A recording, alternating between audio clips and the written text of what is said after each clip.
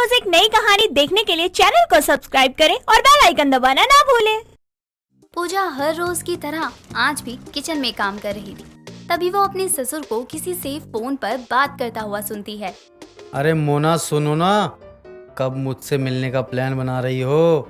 मुझसे तो अब और दूरियां बर्दाश्त ही नहीं हो रही हैं। अगर तुमने कुछ और दिन मुझे मिलने से मना किया ना तो मैं तो अपनी जान ही दे दूंगा।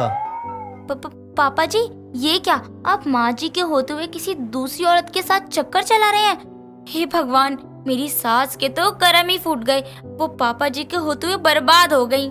बहू, ऐसा कुछ भी नहीं है जैसा तू सोच रही है। मैं सरला से बहुत मोहब्बत करता हूँ। थोड़ा धीरे बोल, वो आ गई तो मेरा दिन खराब कर देगी। नहीं पापा जी, ये बात छुपाने वाली नहीं है। माँ जी को भी तो इसके बारे में पता लगना चाहिए।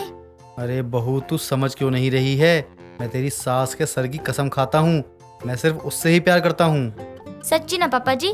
आप माँ जी के अलावा कहीं और तो चक्कर नहीं चला रहे हो ना? नहीं बहू, अब इस उम्र में कौन ही तेरे ससुर के बुढ़ापे के जाल में फंसेगा।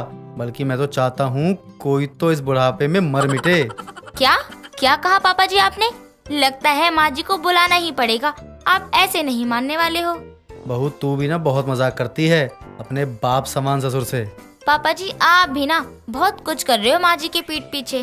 किशोर इस बात को जैसे तैसे संभाल लेता है, लेकिन सच तो यही था कि किशोर का सरला के होते हुए किसी मोना नाम की औरत के साथ चक्कर चल रहा था। अब देर शाम सरला और किशोर हॉल में बैठे होते हैं। तभी पूजा चाय लेकर आती है। अरे पापा जी, क्या बात है? फोन बज रहा है आपका, लेकिन आप उठा क्यों नहीं रहे हो अपना फोन? हाँ, आने दे कंपनी वालों को फोन, मैं भी देख लूंगा उनको। अरे बूढ़े, कब से तेरे नुक्कड़ पर इंतजार कर रही हूँ। कहाँ है? और कब से तेरा फोन लगाए जा रही हूँ और तू है कि फोन ही नहीं उठा रहा। आपने जिस व्यक्ति को फोन किया है उनकी जान को उनकी पत्नी से खतरा है। अब इतना बोलकर पूजा फोन कट कर देती है और वहाँ से चाय का कप उठाकर साइड हो जाती है। इधर सरला के ये सब सुनाने के बाद किशोर को घूर रही होती है। माँ जी, मैंने आपको कहा था ना कि पापा जी का किसी के साथ चक्कर चल रहा है, लेकिन आप मानने को तो तैयार ही नहीं हुई। बहू, आज जो नई झाड़ू ली है ना, वो मुझे देती जा। सरला, मेरी बात समझने की कोशिश करो। ऐसा कुछ भी नहीं है। और तुम जो जानती हो ना, बुढ़ापे का दिल थोड़ा कमजोर होता है, तो किसी को भी देखकर धड़कने लगता है। अच्छा, ऐसा है क्या? फिर तो मेरा दिल भी कमजोर हो रहा है। तो क्या मैं अब तुम्हारी तरह ही ठरकपन दिखाऊं? अब जैसे ही सरला को पता चलता है कि उसके बुड्ढे का किसी के साथ चक्कर चल रहा है, तो वो अपने बुड्ढे को झाड़ू लिए पूरे घर में दौड़ाती है। आज तो तेरे इस बुढ़ापे पर जो डुप्लीकेट जवानी चढ़ी है ना, वो मैं उतार कर ही रहूंगी। अब जब सरला अपनी बुड्ढी के पीछे भाग रही थी, तभी सरला के घर के दरवाजे पर किसी अनजान का आना होता है। माँ जी, कोई औरत आई है दरवाजे पर और वो पापा जी को ढूंढ रही है। अब कौन सी नई चुड़ैल आ गई इस बुढ़े के बुढ़ापे के पीछे की जवानी को देखकर? माँ जी, मुझे तो लगता है ये वही है जिसने कुछ समय पहले पापा जी को फोन किया था। सरला दरवाजे पर पहुँचती है तो वो औरत सरला से कहती है, अच्छा, तो तू उस बूढ़े की पहली पत्नी है।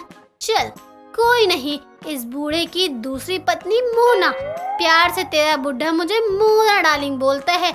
विश्वास नहीं है तो खुद पूछ ले। सरला, मैं बताने ही वाला था कि मैं सरला, तू गुस्सा क्यों हो रही है? सरला कुछ बोलती उससे पहले ही वो बेहोश हो जाती है। और अब काफी समय बाद जब सरला को होश आता है तो वो खुद को अपनी बहू के कमरे में पाती है। बहू, देखा तूने? मेरा बुढ़ा मेरे ही हाथों से निकल गया। और वो डायन कहाँ गई? माँ जी, आप चिंता क्यों कर रही हो? हम जल्दी ही इसे यहाँ से भगाएंगे। आपकी बहू है ना अभी आपके साथ। मोना तो जब से किशोर के घर आती है तो वो जाने का नाम ही नहीं ले रही होती और पूरे दिन पूजा से कुछ ना कुछ बनवा कर ही खाती रहती है।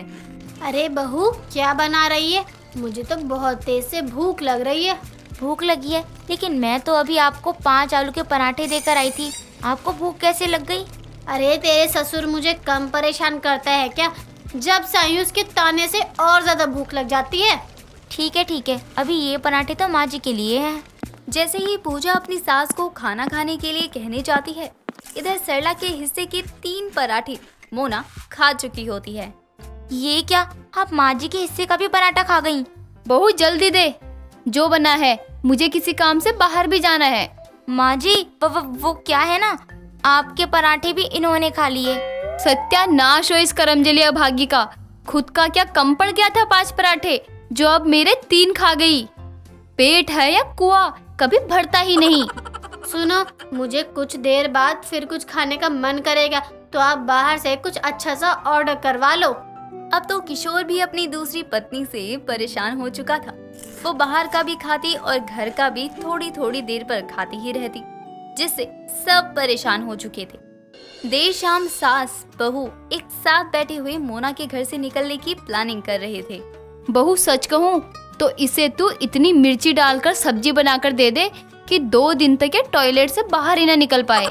माँ जी, जब इन्हें कुछ खाने का मन कर रहा है या ये कहती हैं कि भूख लगी है, तो मेरा तो मन होता है इसके खाने में जहर मिला के दे दूं, लेकिन इसके साथ साथ पापा जी भी तो खाते रहते हैं ना। इस बुढ़े को भी साथ में जहर खिला दे बहू। मुझे तो अब ये बुढ़ा फूटी आंख नहीं अच्छा लगता। सास बहू ये बातें कर रही होती हैं, तभी पूजा और सरला देखती है कि मोना सामने से बिस्किट का पैकेट ले जा रही है। माँ जी, काश मैंने चूहे मारने वाली दवा डाली होती। बहू, अब और ये मुझसे बर्दाश्त नहीं हो रहा है। कुछ भी कर और इसे घर से बाहर कर। जब से ये आई है तब से घर में कुछ अच्छा खाने को मिल ही नहीं पा रहा। हाँ माँ जी, सही कह रही हैं आप। कल मेरे कमरे में आई और मेरा चॉकलेट उड़ा कर खा गई। बता तो भुक्कड़ कहीं की, ना जाने जन्मों की भूखी है।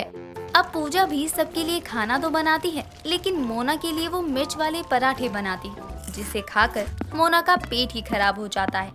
इसके साथ ही किशोर का भी पेट खराब हो जाता है। ये सब तुम्हारी बहू का ही किया धरा है। उसने ही मुझे ये मिर्च वाले पराठे जानबूझकर दिए। लेकिन तुम्हारे साथ साथ मुझे भी तो मरना पड़ गया ना।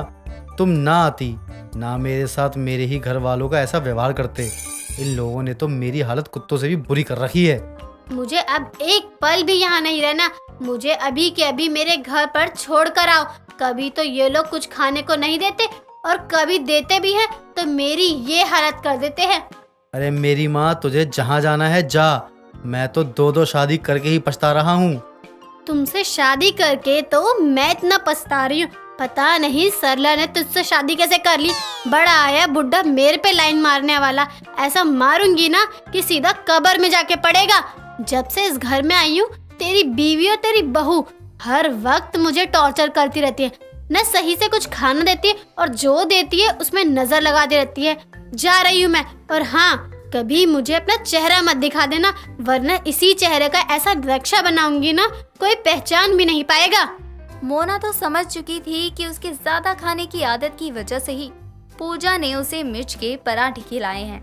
अब मोना तो वहाँ से चली जाती है, लेकिन किशोर की कोई भी इज्जत नहीं रह जाती और सरला उसे दिन रात ताने देती है।